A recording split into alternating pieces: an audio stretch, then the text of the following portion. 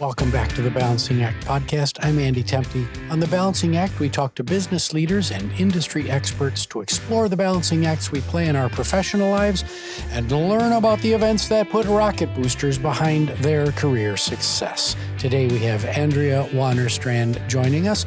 Andrea is the founder and CEO of A3 Culture Lab.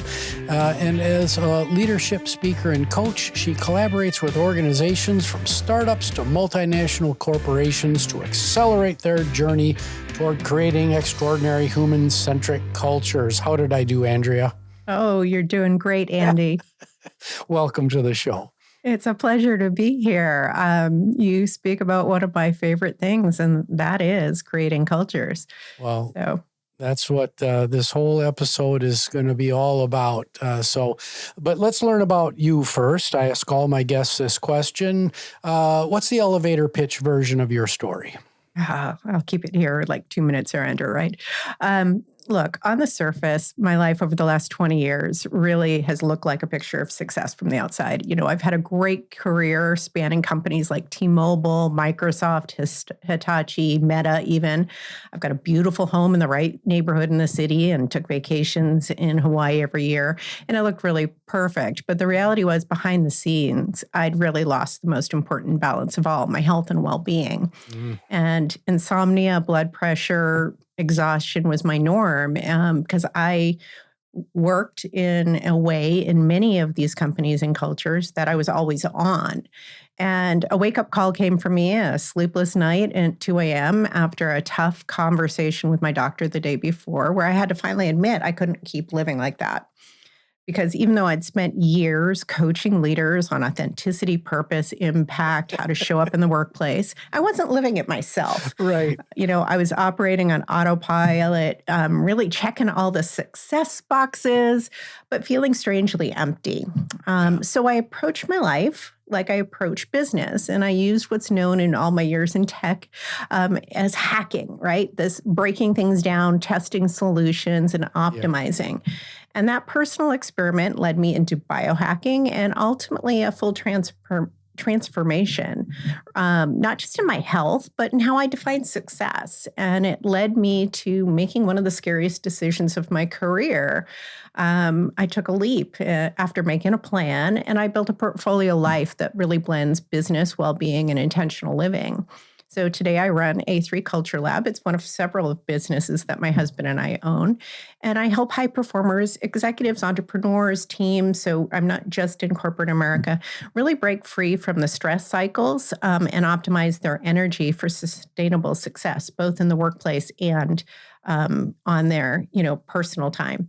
I also own a lavender farm that we can talk about, but this is where I've learned to trade the rush for a more intentional pace of life. Because for me, I really learned success isn't about ticking the boxes. It's about designing that life that actually fulfills you. And it started with that sleepless night where the decision to bet on myself. Yeah, so we'll walk through the lavender farm a little bit later in the show. Thank you for sharing that. Prior to the wake-up call that you had, which is clearly an accelerant for your life as it exists right now, are there any other events in your life that you can pinpoint as just a key accelerant for your career? Oh, absolutely. I spent the first decade or so working in telecom. I was an IT program manager, and I had started my career at T-Mobile in the early aughts, and working for the VP of HR. And she pulled me aside one day and she said, "Look, you're really great at what you do." And I was like sitting there going, "Oh no, a stakeholder starting me off that way. This is not going well." And she said, "But I've noticed something. Your eyes really light up at the times that we're talking about the HR modules we're putting in, and they light up in particular when we're talking about the impact it's having on the people. I conversely see your eyes kind of rolling to the back of your head when we're talking about bug reports and, next feature set." And she offered me the role of Director of Org Effectiveness at T-Mobile. So I knew nothing in HR, hadn't worked in HR before, but I'd been servicing HR professionals, and she took a bet on me. And from there, I was running the global performance management systems. I became a coach because I felt like I needed something touchy-feely to be an HR person. And that really was what set me on the path for the passion I have today. Yeah, so great lesson for managers and leaders, those conversations where you sit somebody down and go, yeah, I'd like to talk to you. You're doing really great, but, and usually the but is bad news. Well, let's have more of these, but I see something in you. Yeah. I want to help you grow, and I see more in you. Let's bring that out. So it's a wonderful story. Andrea, let's start with A3 Culture Lab and what culture means to you. How do you define organizational culture? And then woven in your answer, what's the primary challenge that organizations face? Yeah, to me, culture at its essence is based in the how work gets done, how leaders make others feel, how small mistakes are addressed, and how much trust is truly there. So the common issue that I generally see is in the dynamics of fears of success or failure, fears of doing it right. And they really need to be addressed in organizations in a way to build and maintain trust, having that consistency. I often tell leaders, I don't want you to be just nice. I need you to be kind. And kind has that intent where you're focused on the long-term well-being and growth, but prioritizing honesty, constructive feedback, and support. Yeah, that the difference between nice and kind.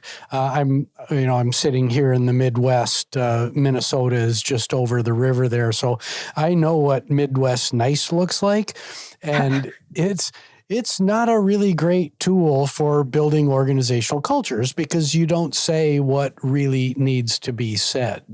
So I think we need to do more to define this difference between nice and kind. And thank you for drawing that out. Now, in the world of continuous improvement, which is a world that I come from, the A3 is a discovery and a planning tool.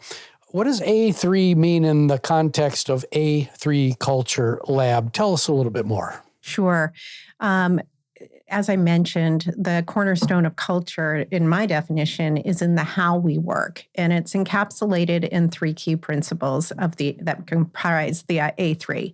And that's authentic, autonomous, and accountable. So authentic means being, genuine, sincere, true to oneself and to others. But in a professional setting, authenticity fosters trust and credibility amongst the colleagues. It involves showing up consistently as your true self rather than performing like an actor on a stage. Right. When we're performing, we don't show up consistently because at times the veneer of the act fades or comes down. So next is autonomous. And this is where in the workplace, the ability of individuals and teams to make independent decisions and take actions without constant oversight and supervision. Now, granted, there are certain levels and types of companies that does need to be in place. But when you have autonomous employees that are empowered to manage their tasks, their projects, and workflows, you increase motivation and productivity. Where we get it wrong in the workplace, though, is saying you're autonomous, but putting in the control and command and not teaching people how to be autonomous. And this comes to that third A, accountable, means taking responsibility for the actions and decisions and the outcomes. It's meeting obligations, fulfilling goals, but it's also a culture of accountability, holding each other accountable through clear expectations and being transparent to help foster that sense of responsibility. So this comes down to timely feedback, clarity, that kind leader that we were talking about. So again, the A3 are those three principles. Yeah, and going back to our earlier in our conversation where you really drew out this concept of fear-based work cultures, the authenticity bit and fear, they don't go together, because when you're afraid, the performance comes out. And you're absolutely right. That veneer can get chipped away really, really fast. So I really, really like the construct. Now, before we take a really quick break, tell us about your favorite culture turnaround success story, and what were the key ingredients that helped foster that success story?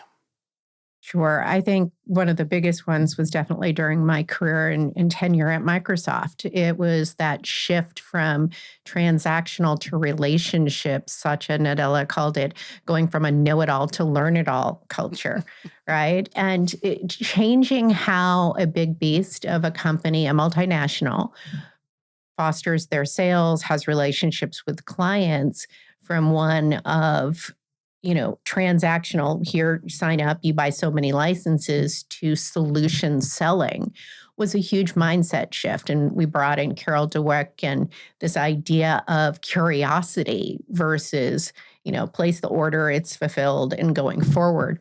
And so that was a long curve change, but I had the honor of being part of that change in helping create curiosity, help create that learn it all culture. And so that was the biggest. That said, I've seen it with leaders in my coaching business, right? Where we're looking at how they're showing up today, and through the A3 framework, how they can show up differently tomorrow. When they do that consistently, it doesn't happen overnight, you can't flip a switch. You see similar turnarounds where you go to more innovation, because people, cannot be creative when we're in stress mode. Our physicality and the neuroscience shows us that we can't be creative. Right. So it's a similar one, but on smaller scales, obviously. Yeah. Well, thank you for that, Andrea. We're going to take a really quick break, and we'll be right back to talk more about culture and coaching. Hey, it's Andy here. I've got a new podcast I'd like to introduce you to, The Saturday Morning Muse. Start your weekend with me by exploring topics that span leadership, business management, education, and other musings that are designed to support your journey of personal and professional continuous improvement. Subscribe today on your favorite podcast platform. And we're back with Andrea Wanerstrand talking about culture and coaching. So, Andrea, let's expand on your time at Microsoft. As you look back on your experience there, before the break, you were talking about, a big shift, cultural shift there. What's one thing that you consider to be your greatest achievement?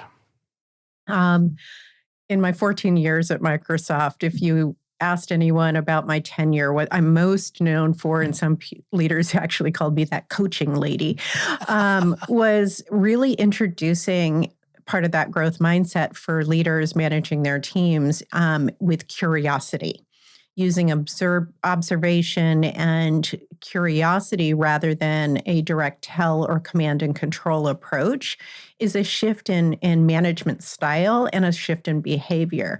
So we worked at first with the worldwide sales and marketing organization, had great sponsorship from the leadership there to really start shifting. And then the program that I created was taken across the company, so that even today, all managers in the company are required to take the training that we established on some of the pillars of the idea of the growth mindset.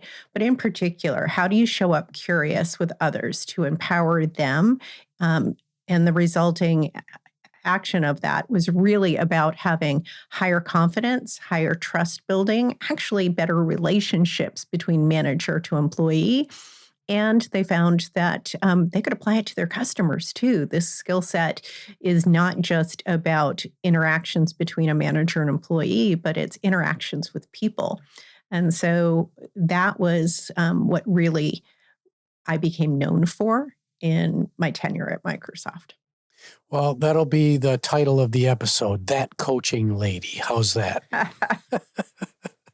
Well, Andrea, a lot of managers, they come into the role and it takes them years, if ever, to connect the dots that one of the most important things that they do, if not the most important thing that they do, is act as a coach to their people, to their teams.